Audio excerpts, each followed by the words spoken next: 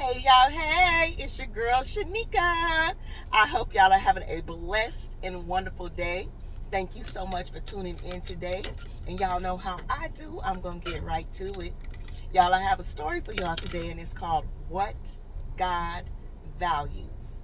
But first, I'm going to read an excerpt for you all from Jeremiah chapter 22, verse 3, and it reads, "This is what the Lord says. Do what is just and right. Rescue from the hand of his oppressor the one who has been robbed. Do no wrong or violence to the alien, the fatherless, or the widow, and do not shed innocent blood in this place." This story is called What God Values. In the middle of a tumultuous time in American history, an activist arose who did what's right for the oppressed.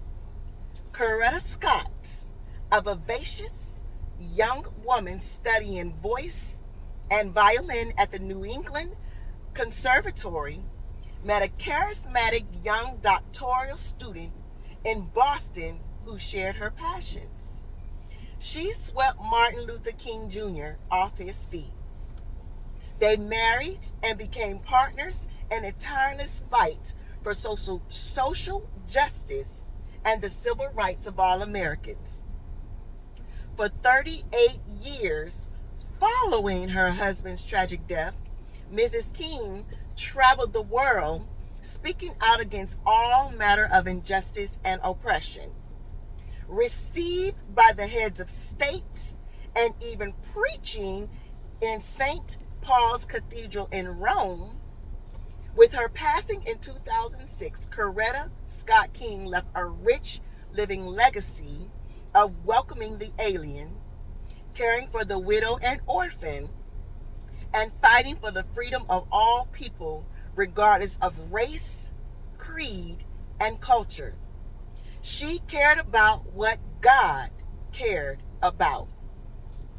The kingdom of Judah was corrupt and rebellious, and in response, God was sending judgment. Jeremiah had an urgent message from God, and that would save the kingdom. Was it to build up their armies? Was it to build a new city wall? Was it to go to war? No.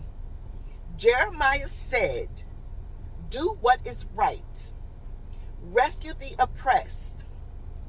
If you do, then the kingdom will last. If you don't, then the kingdom will end in ruins."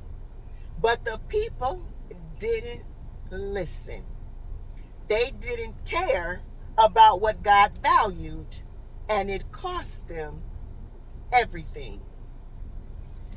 Fast forward several centuries to scenes of our world today, and and you will see that things haven't changed all that much.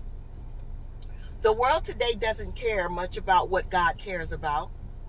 It's easy to talk about justice, but it's another thing to do what is just and right. It's easy to remain comfortable and complacent, but it's hard to move out of our comfort zone. But loving God means loving what He values. And God cares about those who suffer injustice and oppression. Y'all, we sit here and ride for the Lord and say we're going to do what He said until it's actually time to do it. We sit here and say, "Lord, I surrender to you and I want to do what you say," until He tells you exactly what it is that you're supposed to do. Then we start making excuses. Then we start backsliding and we say, "Nah, I don't think I want to do that," but we still want to carry the title of followers of Christ. Check yourself. Anywho, reflection question number 1. As we become men and women after God's own hearts and learn to value what He values, our awareness of the needs around us increases. What injustices do you witness around you, and what can you do to help the situation? Y'all, in order for us to know what God values, we must read his word. And not just read it, we must apply it. And if we don't understand it, we must go to him for that clarification and understanding so we can make sure we are following his will. Y'all got it? Reflection question number 2. How does the gospel provide an answer to the suffering endured by so many in this world? Y'all, we got to read it. You got to read the Lord's word to find out. And number 3, what steps can you take to serve someone who is oppressed politically, socially, economically, or spiritually? We can start again with learning our Father's word, what he expects from us, so we will know how to move, how to help others. We must first help ourselves by reading our Father's word, because you won't know how to help others if you don't know what you must do for yourself. Learn what God values, y'all, so we can stay in alignment with him. Read his word. Thank y'all so much for tuning in. I hope y'all have a blessed and wonderful day. Please make sure you like, share, and subscribe. God bless you. Thank you. I love you. Bye.